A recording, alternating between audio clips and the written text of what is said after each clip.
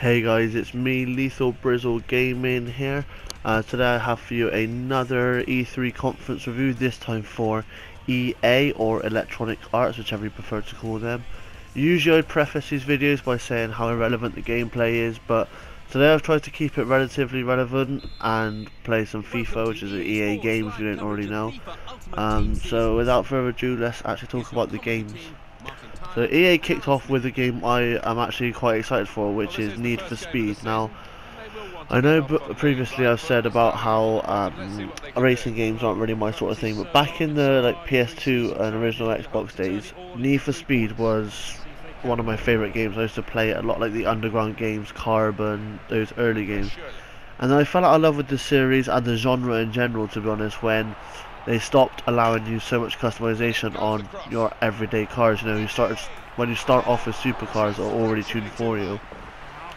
Part of the biggest draw for me and biggest enjoyment for the original Need for Speed games for me was, you know, getting like an average Ford Focus or like, you know, a Peugeot 206. You know, these standard road cars, these standard everyday cars, and like completely kitting them out to however you like them. You know, tuning them up, making them fast. And I remember beating a Ford GT in my 206 once, and that feeling is just incredible. Now, this Need for Speed, they're claiming to be taking the best things about each Need for Speed game and making this like a definitive Need for Speed experience, like the best of the best. And looking at the trailer they showed, it does show that they're going back to the older style of normal cars that you do it yourself, and I am so stoked for that. That is what made me love Need for Speed in the first place, so the fact we're going back to that just makes me excited for this game. The UI, the interface, everything looks really cool. Instead of scrolling across the top to customize your cars like you used to, you sort of point a cursor to that area of the car, then zoom in and customize that area. So the customization will probably be really deep as it was in like Underground 2. So maybe this could be the game that gets me back into the racing genre and Need for Speed franchise. Now I have given every game a rating out of 10. Now remember, these ratings are my personal excitement levels and anticipation levels, not necessarily how good I think the game will be. It's not a review as such, it's more of how excited I am on a scale of 1 to 10 for this game. If Need for Speed can promise what it's keep its promises, and go back to its original roots a little bit, then I'm super stoked for this game, and as a result I've given it 7 out of 10. Then they showed Star Wars Old Republic, which is an expansion pack. I won't go into too much detail for this because I didn't actually have the original game for the expansion, so I didn't really mark that or anything. I just wanted to make a note that, you know, I'm aware it was there. Moving on to a cute little new game that they showed. Not the sort of game that you expect EA to give the green light, because they like, you know, they like to their yearly franchises and their bigger games and stuff. But Unravel actually looks really cool. It's a platformer. You know, one of the things that Ubisoft probably do best is platformers. It's got a bit of Little Big Planet feel to it. The thing I always say with platformers is you can't judge a platformer by the way it looks on screen until you get your hands on it, because platformer they're all about how the platforming is done, how the game controls and how well the platforming is built. That's why Rayman Legends, you know, is one of the best platformers out there in my opinion. But nonetheless, I thought it was quite a cool game. It's a new IP. It looks decent. It's just another platformer, so maybe I won't get it straight away. I give it a 4 out of 10. Then for the second time we saw Plants vs Zombies Garden Warfare 2. I spoke a little bit about this in my Microsoft review, as it also appeared at their stage.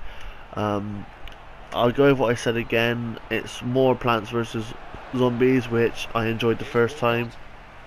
I only actually picked it up because EA gave it out for free on PlayStation's 20th anniversary, otherwise I probably would have never got around to play it. I had fun with the game for a couple of months, but it never had any longevity for me. I never any staying power. But still, I'll probably pick up Garden Warfare 2 when it has a price drop, so as a result I give it 5 out of 10. Then we moved on to the sports section. Now I hate it when EA do this. Last year they actually broke the sports games up. They did like a non-sports game, sports game, non-sports game, sports game, and kept this pattern going. They've gone back to their older style of halfway through, like in the middle of the conference, just chucking all their sports games together, and unless you're into sports, it is so disinteresting. Now I am into sport, but only a select few, and even I still find this section very, very boring. They started off with NHL 16. Now, depending where you come from in the world, usually means whether you're going to buy NHL or not. I know that's not strictly true because a lot of British people do buy NHL, but being from England, it's not my sort of game. I don't really like hockey in general. The game looks fun to play, don't get me wrong. Oh, I might even actually download the demo for it this time round and give it a go, because the gameplay itself looks really fun. The game itself is really fun. I don't quite understand the rules because I don't like hockey. Nonetheless, the gameplay, like I said, has given me some interest. Enough to warrant thinking about a demo anyway, so I give it a 4 out of 10. Then we moved on to PGA Tour, which I believe they've renamed now from Tiger Woods to Rory McIlroy, PGA Tour. I can't stand golf. I really cannot stand golf. As a result, I have no interest in this game whatsoever, and it scored a 1 out of 10. But I'm pretty sure a lot of you golf fans out there are going to enjoy it. Next on the list was NBA Live 16. Now, basketball was one of those sports that I enjoyed playing at school, like in PE, and actually playing it myself, but I don't watch it, and I doubt I'll ever play it on PlayStation or on, a video game version. And if I was to play anything, I would probably end up getting the 2K series rather than NBA Live, because it just seems to be a better series. As a result, I've given this given NBA Live a 3 out of 10 excitement level, because again, the same with NHL, I might give the demo a quick go, but I can't see myself purchasing it. Then we had a mobile section, and in particular they showed off a game called Minions Paradise. Now this mobile section was so boring to me. I just did not care at all about it. Minions Paradise, if you're a mobile gamer, it looks like every other mobile game to me anyway from the outside. I cannot stand it. It bored the hell out of me, this section. In fact, I think at this point in the conference I actually went and got a drink, to be honest. So as you can imagine, that only got a 1 out of 10 for me. Then they went back onto the sports games side of things and introduced a game. Well, not introduced, sorry, they spoke about, a new game in the series that, as you can see right now by the gameplay I play, and that's FIFA 16. Now, I've played FIFA a lot, I am doing right now on this screen, but that doesn't mean I'm ever excited as such for FIFA, because I know what to expect of FIFA. Every time a new FIFA is announced and they show off all these new features, this new tackling, this new attacking movement, and all this new passing physics, it means nothing once the game comes out, because the game is just broken by pace anyway, pace soaring. And there's always that one thing in FIFA's, like this year it was crossing and heading, before it was chip through balls. There's always that one game mechanic that just breaks, that one style of play style that just breaks the game's mechanics, and it doesn't matter what you do, it's always going to come down to that. And I'm interested to see a lot more about the Ultimate Team modes and all the online stuff and what they're changing with regards to that, because there's been a lot of changes on FIFA 15's Ultimate Team, a lot of patches where they've changed the market and stuff like that, and I'll be interested to see if they're carrying those over, what changes they're going to make to the Ultimate Team market. A lot of people don't like playing Ultimate Team anymore because of the changes, so I don't know if they're going to go back on themselves or not. It's interesting to see, but we haven't seen anything about it. Maybe at Gamescom or something like that. The introduction of women's teams I think is awesome. I mean, I know that's to coincide with the fact that the Women's World Cup is on right now. As I speak, actually, England have just lost to Japan in the semi-final. Spoiler alert, sorry. Which I'm generally gutted about, because England's women's team have something that England's men's team don't, and that's passion. But I won't get too deep into that.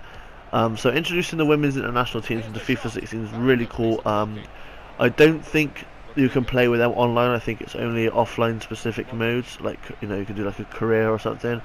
But I still think it's cool that they've included them and given the women's game a bit more coverage, and because this World Cup's been watched by quite a lot of people. So I think it's really cool. Gameplay itself, again, is probably more the standard FIFA, what you come to expect of FIFA. Not much changes year on year. And that's why I've only given it a 5 out of 10, because no doubt I will probably end up pre-ordering FIFA, or at least 100% getting it on release.